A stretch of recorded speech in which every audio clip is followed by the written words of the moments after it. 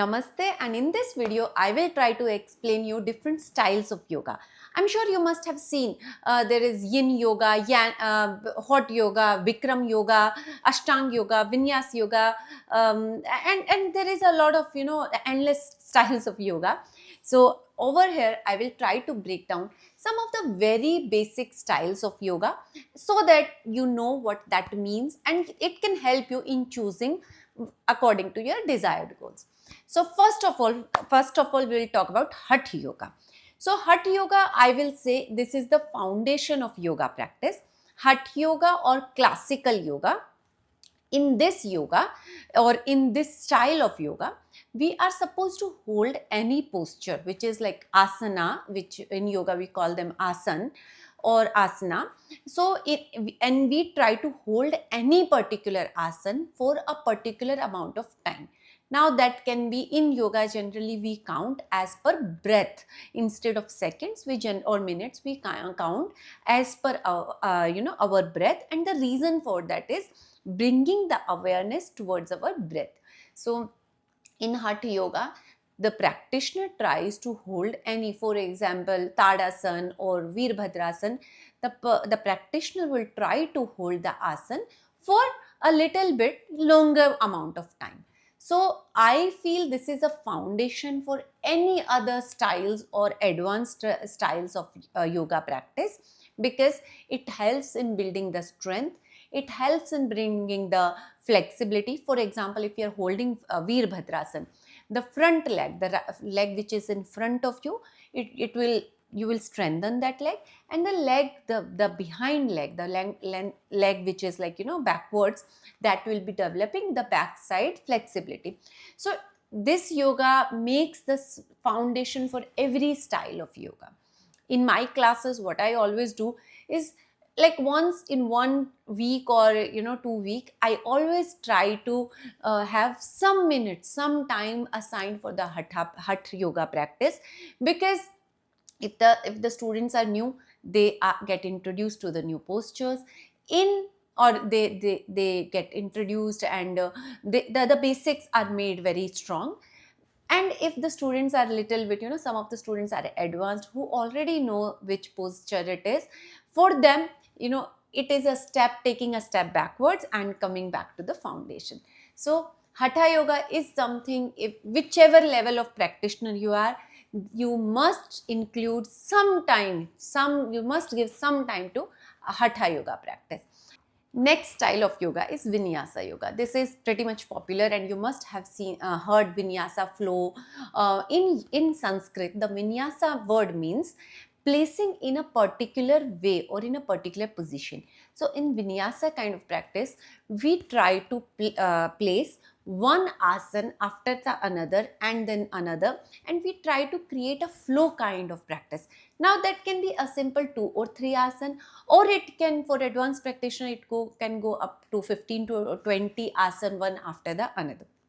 But the best practice about Vinyasa is it brings a lot of grace in your practice. But to practice Vinyasa, you must have a little bit of knowledge about the name of asana. If you are doing a guided practice, and if your teacher is saying come to Veerbhadrasana 1, then Veerbhadrasana 2, and from there come to Ardha Chandrasana and 1, 2, 3, so you are supposed to know the name of the asana, then only you will be able to do it. And also you must have the basic knowledge of the basic alignment, which comes from your hatha practice. So Vinyasa is a beautiful practice. If you are a beginner, start from 2 or 3 flows, so the easy flows. Those videos, a lot of videos you must have seen on Instagram or YouTube, where the advanced practitioner does in a very graceful dance kind of one after the another asana. That is the Vinyasa practice. So if you want to upgrade your practice a little bit, and this is a very interesting practice also, because you can be very creative about creating the flow. You can create a strength based flow, you can create a mix of strength and flexibility. So Vinyasa is a flow kind of practice, where we transition from one asana to the another asana. Now comes Ashtanga Yoga.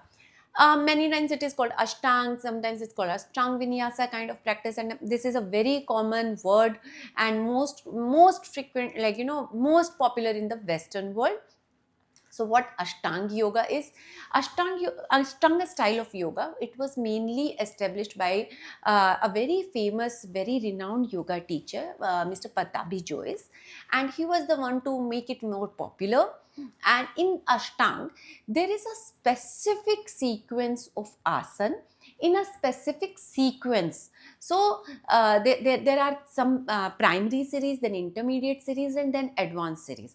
We always start from the primary series and we follow a specific sequence of asana, and it is also done in vinyasa style, like in a flow kind of. But I will say Ashtanga Yoga is a little bit like if some people might find it like very beginner level of practitioner. If you might find it a little bit difficult. So um, and you need to know the name of asana also. If you are doing a guided practice, to stay with the practice, you need to know, like if the teacher is saying shift to this, then you need to know a little bit more theoretically more about the name of the asana. Then it's a beautiful practice. You should start from the primary series. Then once you finish the primary series, then only you are supposed to go to the intermediate series, and the level, the toughness increases as we shift from primary to intermediate to advanced. Primary series is very basic, and the name of the primary series is actually Yog Chikitsa. So it has a lot of benefit if done, but it would take some time for the beginners to reach up to the to finish the primary series. It is almost 90 minutes, like it takes somewhere like 70 to 90 minutes for you to finish the entire sequence. But yes, if you want to start, you can start with half primary series. You can do start with, it starts from like Surya Namaskar A, Surya Namaskar B, then it is a series of standing asana. So if you're not able to finish, you can anytime try one segment of it, and it is a beautiful practice. So try including, or if you are intermediate level of practitioner, try doing as much as of the primary series, at least if you can manage. So this was more about Vinyasa flow and Ashtanga flow. So next we will shift to hot yoga. In hot yoga, so hot yoga is pretty much popular in the Western world, I will say, or I will say it in a colder climate areas. In this kind of practice, the room, the temperature of the studio is kept relatively on the higher side. So it's not as popular in warm climates like India, because I guess the temperature is a little bit on the higher side. So in hot yoga, what you are supposed to take care is, you are supposed to take care of hydration. Even your mat is also some, so because you sweat a lot, the mat is also a little relatively sweat, the kind which your hands do not slip much on the with when you sweat. Yes, and you should take care of the hydration, which is a very. Then there is one segment called Bikram Yoga, which is also one specialized form of hot yoga, I will say, where the temperature is very specific. There is a specific sequence of asana in Bikram Yoga. There are, I guess, 26 asana, and they are supposed to done in a very particular sequence. So, but yes, the hot yoga and Bikram Yoga are quite similar in their setting. Then comes Yin Yoga, and also rehabilitation yoga is also or rehab yoga. I will say they are also to some extent very similar. In Yin Yoga, the focus is more on the passive stretch. There is a lot of help taken from yoga props like mostly bolster, and the posture is kept for a relatively longer time, somewhere as long as 4 to 5 minutes, and it focuses more on your instead of strength. Yin Yoga focuses more on your joints, your ligaments, and your tendons. The passive stretch is much more relaxing. It gives you a very feeling of relaxation. So Yin Yoga is very good after very intense workout, or because of any reason, if you are mentally too stressed out, Yin Yoga or rehab yoga are very good, specifically extremely high workout when you are looking for something very calming, very soothing, but not very challenging type of practice. Then comes Iyengar Yoga. In Iyengar Yoga, the focus is more on the alignment. There is the alignment is very specific, and a lot of props are used, like ropes. In a younger style of studios, you will find ropes, yoga blocks, then benches, then yoga wheels. So it is supposed to be done under guidance of the Iyengar yoga teacher. And yes, this is also very good if you are someone looking to improve your alignment in your practice. So this kind of practice you should also include, like, at times. So from my perspective, I guess it's better to understand every style of yoga and what actually means, and then choose, like, if you are someone who is doing a lot of intense workout in the gym with heavy weights, or then I guess Yin Yoga or rehab yoga will give you something. If primarily you do yoga as your primary workout, then I guess Ashtanga Yoga or Vinyasa Yoga will be something that you will find, because they are a little bit challenging, and you can they are more or strength based, like you require a good amount of strength to do them.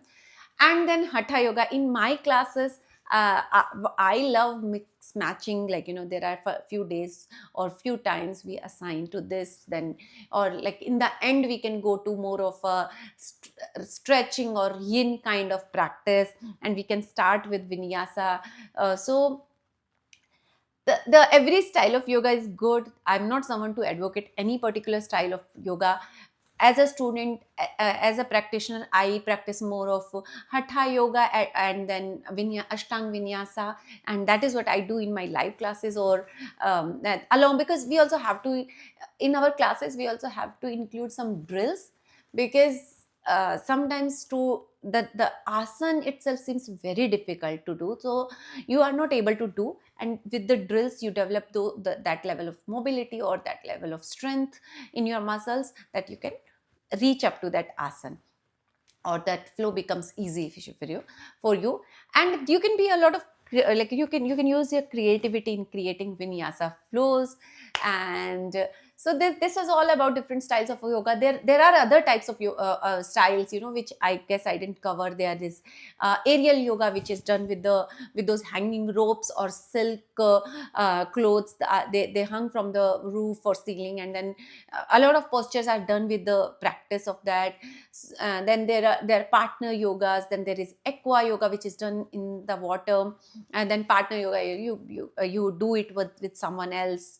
And the flows or the asanas are created, as one person acting as a base, and the other person is doing strength and flexibility of both the persons is used in creating those beautiful asana or postures. So and then there is power yoga, which is a little bit intense.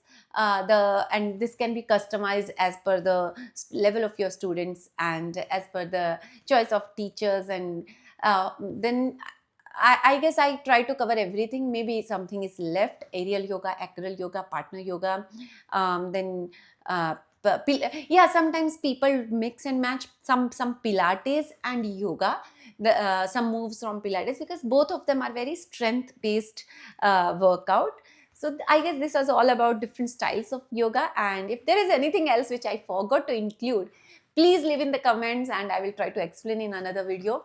So choose wisely and try everything else, and don't get intimidated. Go to a teacher who can customize it a little bit as per your own requirement. And as I always say, yoga is for everyone. Do not quit, just modify it a little bit. And there are no stereotypes. There is no particular very rigid rules when it comes to yoga.